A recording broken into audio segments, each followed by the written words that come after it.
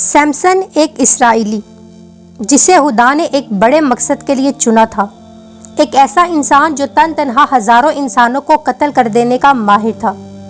اس کے پاس اتنی طاقت کہاں سے آئی؟ اس کی طاقت کا راز کیا تھا؟ لیکن ایک عورت کی محبت نے اسے کیسے تباہ کر دیا؟ آج ہم حضرت موسیٰ علیہ السلام کے اس دنیا سے پردہ فرمانے کے بعد قوم بنی اسرائیل میں سرکشی، بدفعلی اور بت پرستی پھر سے عام ہونے لگی۔ لہٰذا اللہ تعالیٰ نے بطور سزا قوم عمالقہ کو بنی اسرائیل پر مسلط کر دیا۔ لہٰذا اس قوم نے ان پر حملہ کر کے ان کے شہر اور علاقے چھین لیے، ان کے لوگوں کو گرفتار کر لیا اور ان پر طرح طرح کے ظلم ڈالنے لگے۔ ایسے حالات میں قوم بنی اسرائیل میں ایک لڑکا پیدا ہوا جس کا نام سیمسن رکھا گیا۔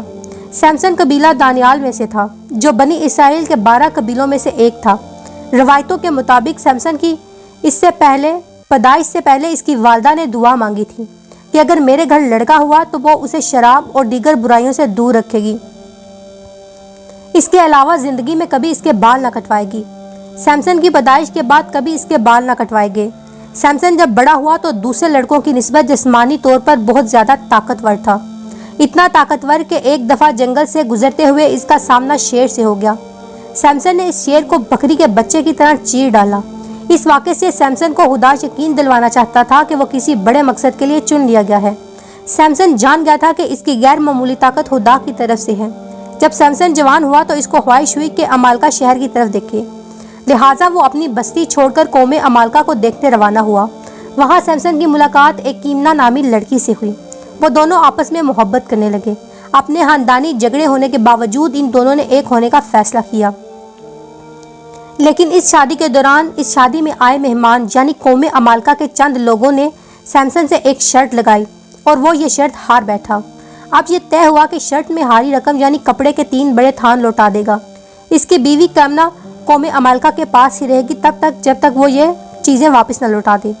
وہ اس شہر سے مایوس ہو کر نکل گیا۔ وہ کچھ دور گیا تو اسے ایک اسرائیلی قافلہ نظر آیا۔ اس نے اس قافلے میں موجود 30 آدمیوں کے مال و اسباب کو لوٹ لیا اور شرط میں ہاری گئی رقم واپس لوٹانے کے لیے لے گیا۔ لیکن اس وقت تک کیمنا کا باپ اس کی شادی کسی دوسرے شخص سے کر چکا تھا۔ غصے میں آ کر سیمسن نے قوم عمالقہ کے تمام کھیت جلا ڈالے، جس کے بدلے میں قوم عمالقہ نے اس کی سابقہ بیوی اور سسر کو مار ڈالا۔ اس کے علاوہ انہوں نے بنی اسرائیل کو مجبور کیا وہ کہ سیمسن کو ان کے حوالے کر دیں۔ بنی اسرائیل نے اپنی جان بچانے کے لیے سیمسن کو ان کے حوالے کر دیا۔ لیکن جب قوم عمالقہ نے سیمسن کو پکڑا تو سیمسن نے ان کے قابو میں آنے کی بجائے محض ایک گدھے کی ہڈی سے مدد سے 1000 سپاہی مار ڈالے۔ سیمسن کے اس کارنامے میں اس کو بنی اسرائیل نے بہت مقبول کر دیا، یہاں تک کہ بنی اسرائیل نے اسے اپنا سردار چن لیا۔ دوسری طرف قوم عمالقہ میں سیمسن کا خوف اس طرح بیٹھ گیا کہ وہ سیمسن کے مقابلے میں آنے سے گھبرانے لگے۔ ان کی غلامی میں رہنے والے لوگ سیمسن کے بل بوتے پر عمالقہ سے جنگ کی ہاپ دیکھنے لگے۔ لہٰذا قوم عمالقہ کی نیند اڑ گئی اور وہ سیمسن کے خلاف سازشیں کرنے لگے۔ جب کوئی بھی چال کامیاب نہ ہوئی تو انہوں نے اپنی قوم میں سے دلائلہ نامی ایک عورت کو چنا جو نہایت ہی خوبصورت تھی۔ اسے سیمسن کے راز جاننے کے لیے ذمہ داری سونپی گئی۔ بدلے میں عمالقہ کے تمام سرداروں نے اسے 11 چاندی کے سکے دینے کا وعدہ کیا۔ وہ عورت سیمسن سے ملنے میں کامیاب ہو گئی۔ جب سیمسن نے اسے دیکھا تو اس کے ناز و انداز سے متاثر ہو کر اس کا دیوانہ ہو بیٹھا۔ اس طرح سیمسن اور دلائلہ ایک ساتھ وقت گزارنے لگے اور ایک دوسرے کے قریب ہو گئے۔ ایک دن موقع دے کر دلائلہ نے اس سے اس کی طاقت کا راز دریافت کرنا چاہا، جسے سیمسن نے ٹال دیا۔ رفتہ رفتہ دلائلہ اس سے اصرار کرنے لگی، یہاں تک کہ اس نے اسے دھمکی دی اگر وہ اسے اس کا راز نہیں بتائے گا تو وہ اس سے علیحدہ ہو جائے گی۔ عشق کے ہاتھوں مجبور ہو کر سیمسن نے دلائلہ کو بتایا کہ وہ جب سے پیدا ہوا ہے اس نے اپنے بال نہیں کاٹے۔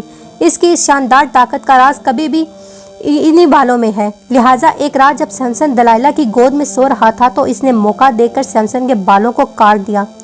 اس رات عمالقہ کے سپاہیوں نے سیمسن پر حملہ کر دیا لیکن وہ اپنا دفاع نہ کر سکا۔ عمالقہ نے سیمسن کو گرفتار کر کے اس کے ساتھ نہایت ذلت برا سلوک کیا، زنجیروں میں جکڑ کر اس کی آنکھیں نکال دی اور ایک اندھیری کوٹری میں بند کر دیا۔ اس کے بدلے میں دلائلہ کو خوب مال و دولت سے نوازا گیا۔ سیمسن پر فتح پانے کی خوشی میں قوم عمالقہ نے ایک تقریب کا اعلان کیا۔ قوم عمالقہ کا یہ عقیدہ تھا کہ ان کے دیوتا دیجان نے ان کو سیمسن پر فتح کی جیت دی اور اس فتح پر وہ مندر میں اپنی جیت کا جشن منانے کے لیے جمع ہوئے۔ اس تقریب میں ہر خاص و عام اور عوام وہاں پر جمع تھے اور بادشاہ کے حکم پر ان سب نے اپنے سب سے بڑے دشمن سیمسن کو زنجیروں میں جکڑ کر بادشاہ کے سامنے پیش کیا گیا۔ محل میں موجود تمام لوگوں نے اس کے ساتھ بدتمیزیاں کی، اس پر پورا کوڑا کرکٹ کھیل ڈالا۔ قوم عمالقہ فتح کے نشے میں چور اور عیاشیوں میں مصروف تھی۔ دوسری طرف سیمسن نے اللہ تعالیٰ سے اپنے گناہوں کی توبہ کی اور طاقت دوبارہ مانگنے کی دعا کی۔ اللہ نے اس کی سچی توبہ کو قبول کیا اور اچانک سیمسن کی طاقت لوٹ آئی۔ لوگ ادھر ادھر بھاگنے لگے۔ اچانک یہ محل زمین بوس ہو گیا۔ اس واقعے میں عمالقہ کے 3000 لوگ مارے گئے۔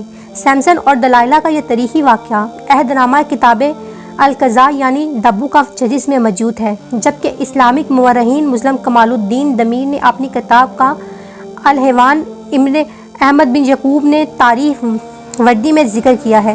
سیمسن اہل کتاب کے ایک عظیم احلام اور احترام کی کہانی ہے۔ وہ ایک خاص خدمت کو انجام ٹھہرانے کے لیے پاک ٹھہرایا گیا۔ خدا نے سیمسن سے بے انتہا طاقت دی، اسے اطاعت کرنے کا بھی حکم دیا، لیکن سیمسن عورتوں کے فتنے میں پڑ گیا، لہٰذا خدا نے اس پر سے اپنی برکتیں ہٹا دی۔ شیطان بھی ہماری کمزوری کو جانتا ہے اور وہ سب سے پہلے انہی کمزوریوں پر حملہ کرتا ہے۔